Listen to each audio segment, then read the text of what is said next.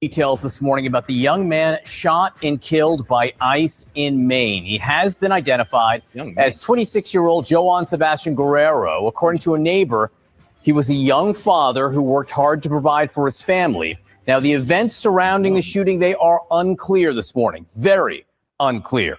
A doorbell. Here's a problem. The last shooting with that father, with the older guy, I mean, bro, apparently the police didn't, or not the police, but the ICE agents or the Custom Border Patrol agents didn't have, didn't have no cameras on them. They did not have no cameras on them whatsoever. And here's the thing. We gave money to ICE for extra cameras so they can start having it on them. And they're not wearing it. Camera captured part of the gunfire. Oh, perfect. At least they wore it. Oh, no, never mind. Oh, is that a car? So after the shots were fired, presumably, video showed Guerrero's car going around in circles as officers tried to stop it. Another video showed officers pulling his body out of the car. Okay, so it looks like, oh God, not another Renee Good situation. It's like, guys, when are you going to figure out that you're putting your life in danger? If you sit there and hold on to, bro, if you sit there and drive off with an officer in the car and he doesn't immediately shoot you, he's being incredibly nice right now. I'm be honest with you. Like, because he has every right to shoot you at that point because you're putting his life in danger. And this is what kills me. It's like, at a certain point, like, we got to stop this fear-mongering of ICE because this is what's creating these overreactions, in my opinion, and getting these people killed. Is the fear-mongering of ICE, the radical, like, oh, no, they're going to stop over here and take you away to a dark dungeon. Your family will never see you again. I'm sorry, but that's not what they're doing here. And the fact that you guys are saying that is making people overreact to their presence and getting themselves hurt. The Department of Homeland Security released a statement saying the officer opened fire, quote, fearing for public safety. Maine Senator Angus King spoke to CNN. There's a lot of law, John, on police officers shooting at vehicles. And the bottom line is you have to either fear for your own safety or the safety of others. And so far, we haven't seen evidence of that. All right, let's get right to CNN's Maria Santana, who is in Biddeford, Maine this morning. I mean, this is the problem. People are too afraid of ICE. Like, look, think about it like this. When Renee Good, the ICE officer popped up on Renee Good, what should she have done? She should have got out the car and pretty much surrendered herself. But what'd she do? She was scared, she panicked, and she drove off. She wasn't trying to hit that officer, but it sure did look like it, so he took that shot, and sadly, she died. Like, that's just the sad reality. Is the overreaction to ICE officers' presence is a huge problem. And look, I'm not saying, and this is for this case only, okay? This is for this case only. I'm not talking about every case here. Because when it comes to the older guy, who I covered like a couple of days ago, it was an older gentleman. He was also a father. I think he was like 42, and he had two older sons, like adult sons. And it's very sad to hear that guy go too. But in his case, I'm gonna be real with you, it didn't look that cut and dry. And these officers weren't wearing their cams. But in this situation right here, it just looks like an overreaction to ICE presence. With the very latest new details emerging, but still, Maria, so many questions. Yeah, that's right, John. And what we do know is that another family and another community has been left reeling today after another deadly ICE shooting, one that comes only 2 weeks after. And shout out Slap Nuts. They say ICE infrastructure can easily be reutilized for a political police force to be used against American dissidents. That's my issue. Yeah, they are coming out here in full force. They're heavily funded. And yeah, they could possibly use against us one day, but I'm just like, I haven't seen that yet. I mean, I don't know. You're right. Maybe I know what you're saying. Well, do you really want to wait to see it? I don't. But I don't know. I'm not really seeing it push in that direction here. But actually, if I could be honest, let me be a little bit, I got to be honest with this one here. Now, they have mistakenly deported U.S. citizens, but I can't say that that's them, you know, like that could be a sign pretty much saying that they're about to turn on the Americans soon enough. And I don't know. I just can't see them using ICE for that reason. Just start locking up American or American dissidents. I mean, shoot, they could use the National Guard for that one. I mean, look what they did during COVID. Did they use ICE or the National Guard? Exactly.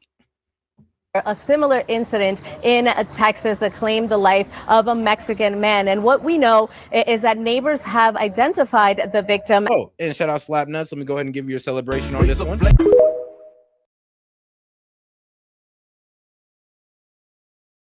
But all right, though, let's break down who this young man was for a little bit. 26-year-old from Colombia. Let's see here. Maine Immigrants Rights Coalition was authorized to work in the U.S. So what was he doing driving off and doing all this reckless stuff if he's authorized to work in the U.S.? It's like all he had to do was just stop. He'd have got checked. He'd have got confirmed. He'd be like, all right, bro, you're good to go. Has social security number. I mean, he even has social security. Neighbor describe Guerrero as a hardworking partner and father. I mean, shoot. I mean, they always are. I mean, shout out to the Hispanic community.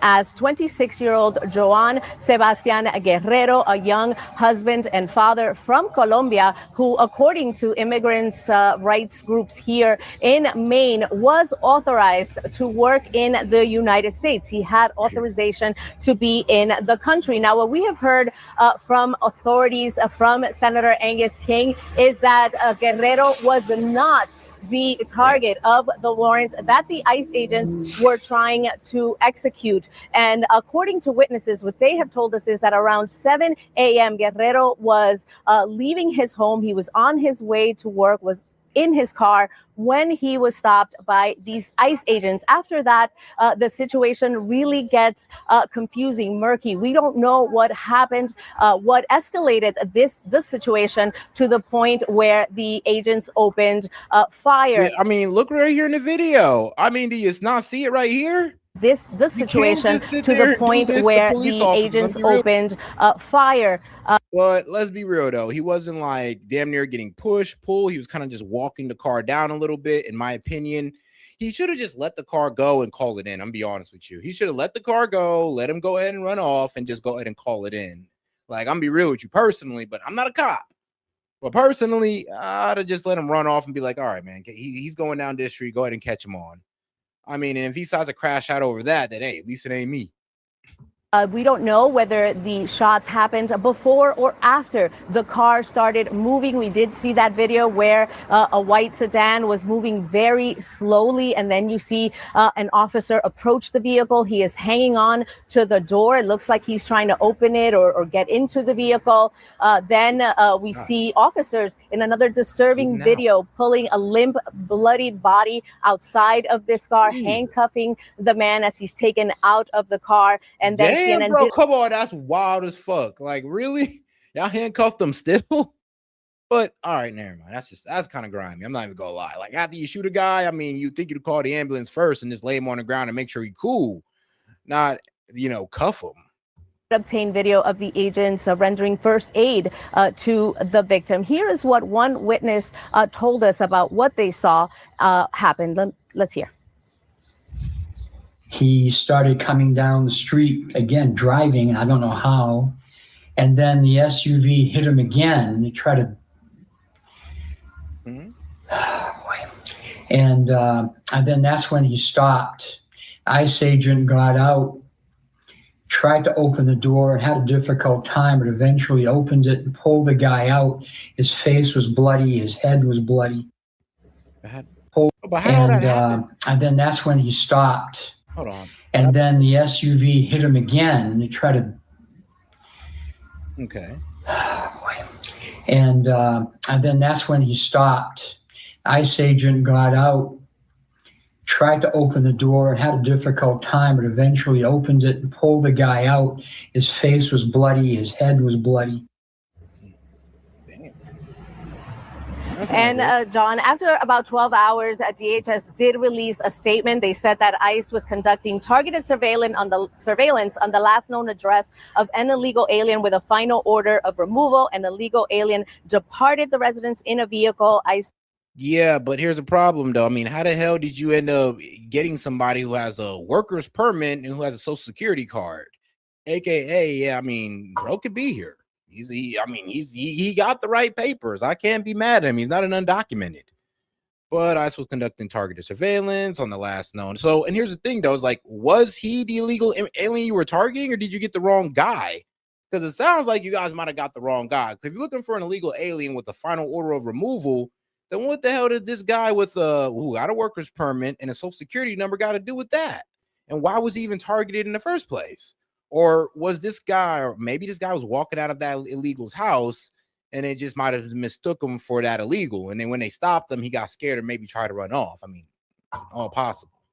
With a final order of removal, an illegal alien departed the residence in a vehicle. ICE law enforcement attempted to conduct a vehicle stop. The vehicle attempted to flee the scene, and fearing for public safety, an officer discharged his weapon. And now they were not wearing body cameras, as the senator said. So we do not know what happened leading up to the incident. What we do know is that protests have broken out here in this community. There's a small memorial that's set up right here in the intersection where things happened in honor of the victim. He was a father of a 3-year-old, and according to some witnesses, she was at the scene. So. Oh, and shout out for Nestor Moyle for sending in a gift, a sparkle for 2 jewels. Appreciate the support, my friend. And guys, you have any question, comment, jokes, or disagreements?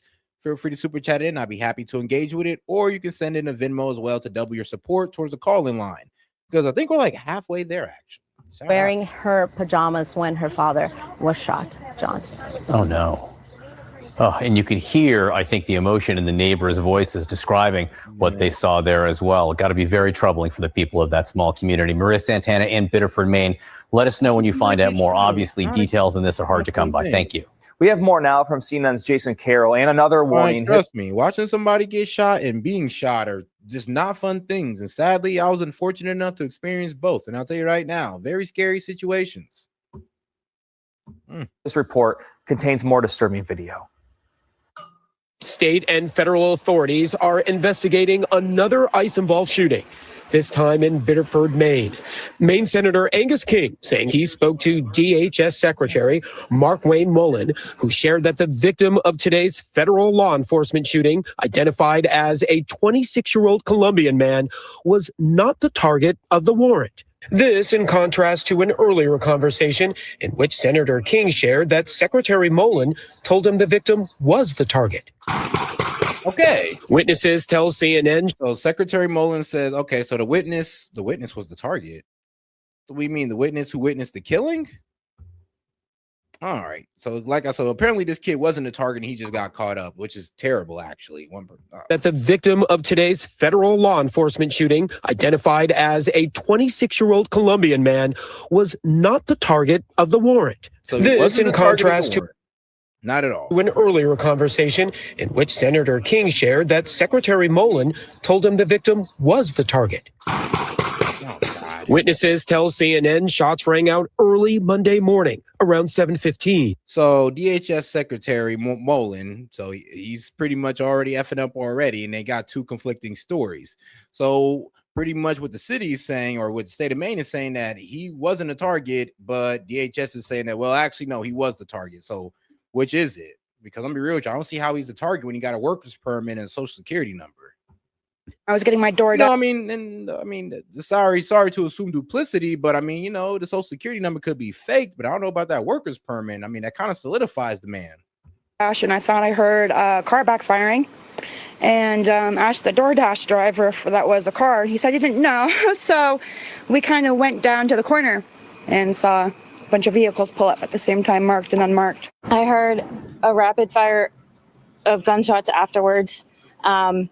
I got up and went to the window, and that's when I saw the little white car being driven in a circle. Like it was circling the intersection with 2 officers pressed up against his driver's side door. Hey, shout out Renox for sending a star for 2 jewels, and he also sent in a G's for 20. Hey, I appreciate that. Video from the scene shows officers hanging from the side of a white Kia sedan, and moments later, a second video shows agents and vests providing aid. So I'm gonna be real with you. It looks like they shot him before that moment. Because I'm gonna be real with you. If he was speeding off, it would be a lot faster than that. He'd have took that man on a ride. It kind of looks like they shot him, and he was pretty much trying to walk the car down, wait until it slowed down a little bit, and then get inside. And probably, telling the young kid to get out, open the door. He's going to open that door now that you shot his ass and he's bleeding out. So he's going to open that door now, or they pry it open. But it does look like he was shot before this video here was taken. And moments later, a second video shows agents and vests providing aid to a man on the ground. The victim had work authorization in the United States and was issued a social security number, that according to the Maine Immigrants' Rights Coalition. We are grieving, we are furious, and we will not allow his death to be treated as routine or inevitable, the organization said in a statement. No one should be shot by ICE under circumstances like this. We have also heard that the individual's family was nearby and that a young child was there. A lethal killing is never justified, in my opinion, in a case like this. But we don't know exactly what went on. We don't know if the individual had a weapon. None of those things have been made clear to us. We've asked for a thorough investigation. According to the Maine Attorney General, the man was attempting to flee in a vehicle in the direction of the officer before he was shot. This comes just days after another fatal case in Houston, where officials say an ICE agent shot and killed a 52-year-old Mexican national. And this was the one I was talking about, the one in Houston, 52-year-old older guy, Mexican national. And I believe he had a worker's permit as well. Or no, he was, no, never mind. I don't think he had a worker's permit. He was working on getting his worker permit. He wasn't undocumented for about damn near 30 years, which is crazy, by the way. To be in here that long and not, I don't know, have not get your papers handled or not get documented is a bit wild, but it is what it is, man. Everybody got their situation. Both shootings have sparked protests and calls for accountability across the country, with many questioning ICE's tactics during traffic stops. So we've got CNN national security analyst Juliet Kayyem here. And Juliet, just so I can give people a little more detail about what happened, the Maine Immigrants' Rights Coalition has said that the man was leaving for And shout out Reed Knox for sending to Chile. Work when this shooting happened. And they also said that he was authorized to work in the U.S., like he, as in, had a social security number. Federal officials haven't confirmed that. Can you talk about what questions, I guess, how does this work, right? We saw with ICE sometimes if there's a shooting, you're not going to get access right away. All right, guys, let's go to the next video on the subject. In a week, ICE officers have shot and killed. For the second time in less than a week, ICE officers have shot and killed a motorist in the middle of the street. For the second time in less than a week, the man they shot dead was not their intended target. For the second time in less than a week, an entire community is in mourning. Now, see, you can kind of see how it's kind of crazy how CNN was a bit more honest than MSNBC, than MS Now, which actually makes sense. They hate Trump so much on this network. It's hilarious. But as you've seen what CNN said, they said, actually, that's contestable. It's like we got DHS saying that he was the target, and then they got the state pretty much saying that he wasn't the target. So it's pretty much conflicting stories that we don't know which one is true yet. So slow down there, Hayes. Slow down there. Whoa there. Whoa there. This time it happened in Maine. At 7:15 this morning, residents in Biddeford, about 20 miles south of Portland, woke up to the sounds of reported gunfire when a federal immigration agent shot into the small white car that 26-year-old Colombian immigrant Juan Sebastian Guerrero was driving. Immigrant rights groups say Guerrero was authorized to work in the United States and had been issued a social security number. One eyewitness told the Portland Press Herald he saw an unmarked SUV trying to ram a small white car at an intersection downtown. Damn. Moments later, agents in vests stopped the car and pulled the driver out. The witness said the driver was, at that point, quote, bleeding profusely from the head. He was talking. He said, "I tried to stop." Senator from Maine, Angus King, says Secretary of Homeland Security, Mark. Okay, so let's see here. Maine senator demand independent investigation after ICE shooting. Not much, most likely won't happen. Most likely won't happen, sadly. Probably going to be taken up with the Fed. Okay, he was in a vehicle, pulled out in the vehicle, and the term the secretary used was weaponized the vehicle and was shot by an ICE agent. King said of the killing Bottle Ford, adding that he had a number of questions about the matter. All right, so of course these are questions, but are pretty much saying that the young man weaponized the vehicle, so this is why he pretty much got hit with the lock-in maneuver, when they pretty much just smash your car in to make sure you can't go nowhere. Wayne Mullen told him Guerrero was shot after he had, quote, weaponized the vehicle against the officers. That's something that we've heard ICE say about many other shootings. But then less than 2 hours ago, we should note this, DHS released a statement officially saying the officer shot Guerrero, and they said out of fear of public safety when he attempted. Yeah, I mean, we heard that before, and trust me, I ain't really sell too well with the Dems, so it ain't gonna sell. It ain't gonna sell now. Well, let's see. On July 13, 2026, approximately 7 a.m. Eastern Time, ICE was conducting its targeted surveillance on the last known address of an illegal alien with a final order of removal. An illegal alien departed the residence in a vehicle, so there's pretty much saying the young man. ICE law enforcement attempted to conduct a vehicle stop. The vehicle attempted to flee the scene, and fearing for public safety, an officer discharged his weapon. So pretty much just saying because he tried to get in that car and run off, he got shot. The problem is, though, we're gonna need to look at the footage that they have on their cameras, on their body cams. We're gonna actually need that because the video we got looks like it was taken after the young man was shot, not before or during, obviously. Flee the scene. So they are not claiming in this case that he attempted to weaponize his vehicle, and they're not claiming that the officer feared for his own life. Elected officials across Maine are calling for an investigation into what exactly happened, but we know this from one witness who spoke to the Portland Press-Herald after the gunshots. There were dozens of cars, officers, and a body on the ground. What bothered that witness most was the body of the victim was on that sidewalk for the next 5 hours. God damn. Guerrero leaves behind a wife and young daughter. So far, this shooting sounds like a story we've heard too many times. We saw it in Minneapolis with Rene Good, Chicago with Silverio Villegas Gonzalez, just last Tuesday in Houston with Lorenzo Salgado Araujo. But all right, guys. I mean, I guess we heard enough on this one. I mean, be real with you. This is kind of a bit disappointing because here's the thing. Like I said, I'm all about the mass immigration effort, but I don't want people to die because of it. And they could definitely do this a bit more humanely. I'm be honest with you here. It's like, I'm not sure here, guys, because we don't got to stop mass immigration efforts to actually have ICE start treating these people better to where they're not killing them. But then again, let's look on the other side. We can't put all the blame on ICE. We also got to sit here and blame the rhetoric of the radical left that put fear in these people's heart every time ICE come around and they overreact. But in this situation here, it says that ICE was pretty much going after this young man. He tried to flee the scene. He tried to weaponize his vehicle, so they shot him. Well, sadly, in the video clips that we've seen so far, I did not see a young man weaponizing a vehicle. It looks like a young man who got shot and just letting the vehicle roll as the officer is still trying to open the door. That's what I see. So when we get these body cams out, hopefully we get a better insight of what's going on here, a better perspective of what's going on. Because I'm gonna tell you this, with the camera footage we got now, we can't make out too much.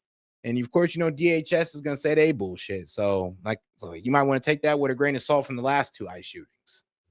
And once again, I am going to blame the left once again because of your rhetoric and the fear mongering towards ICE, people overreact towards ICE. And guys, in this situation here, I mean, hopefully this young man actually had a social security number and all this good stuff and a worker's permit. Or I'm gonna be real with you guys, he better have that. Actually, I'm gonna be real with you, he better not have it, or it's gonna look 20 times worse on ICE. And he better have that, or else that means Maine just try to sell us a story about an innocent, undocumented immigrant who actually didn't have no papers whatsoever. Because if he has a worker permit and a social security number, now social security number can be fake, but the worker permit is a bit different. Can that be faked as well? Maybe. Now today in Maine, another family that's just lost their loved one and another young child who just lost her dad. Congresswoman Shelley Pingree represents Maine's 1st congressional district, which includes Biddeford, and she joins me now. Congresswoman, I know it's been a very difficult and busy day for you, so I appreciate you making time for us. And I guess because we're trying to get our arms around what happened, you've been in touch with authorities, you've been in touch with people in the community. Do you have a sense of what happened this morning? Yeah, it was obviously a horrendous incident. We've had a chance to talk to some of the neighbors. I visited the crime scene, and I was down there today around noon when there was already a protest and a vigil going on, and there's another one there tonight. Yeah, from the quick little research I did, I mean, you can fraud. Yeah, you can fake a visa, but I mean, you could fake your reason to get in for a visa. Once you got the visa, you're in. That's it. That's all. I mean, you could fake your reason for getting a visa, but once you get that visa, it's kind of solidified. So yeah, there was no way of just faking a visa and it being invalid. Like once you got it, you got it. Even if you fake the story or you fake certifications to get it.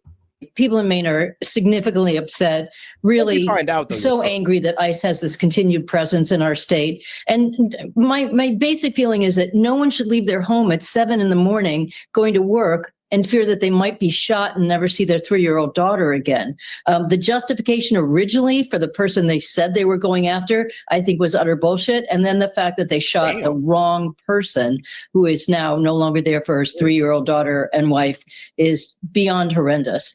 This is a case of ICE having way too much money, quotas to pick up as many people as they possibly can. And while we thought perhaps this ended after the catch of the day, I don't know if it's about the money. Like I said, let's get the full story here before we say anything. Because why did they shoot this young man? Was he really trying to weaponize his vehicle? Do we have video proof that he was trying to weaponize his vehicle? Because that's what's being told. That's their justification for shooting the young man. God rest his soul. Nobody wants him to get shot. But that's just happened to be what happened. So what's going on there? Like I said, guys, let's wait till more information comes out. Let's wait till the body cams come out that show how this young man got shot, because we don't know. Like, we know he got shot, but we don't know if he was actually trying to weaponize his vehicle and try to get away from ICE officers. For all you know, he could have got inside his vehicles and the ICE officers overreacted and they just shot him. And that's just the worst case scenario right there. They called it when they were in our state several months ago. It certainly hasn't. I have an office in Portland, Maine, and my office has a steady stream of people who are targeted by ICE officers, generally all legally here in this country, just as the man they targeted today was. Whoa, there's some homicidal tendencies. Damn, y'all got some homicidal attitudes towards immigrants. Like, Jesus, guys, we don't hate immigrants. We just want them to be deported to their own country. Okay, guys, let's like, there's no reason to want the death of immigrants. Like, are you guys serious now? This is where you lose people. Okay, guys, we lose people, MAGA, when you want to over here wishing for the death of immigrants. Like, don't do that. It ain't good right now. You're already cooked for midterms. Don't push ourselves further down the drain. And members of families who come to us and say, we can't find someone who's been detained, or people who are afraid to leave their home and go to work because of incidents like this. Now they're going to be afraid that they will get shot if they leave their house.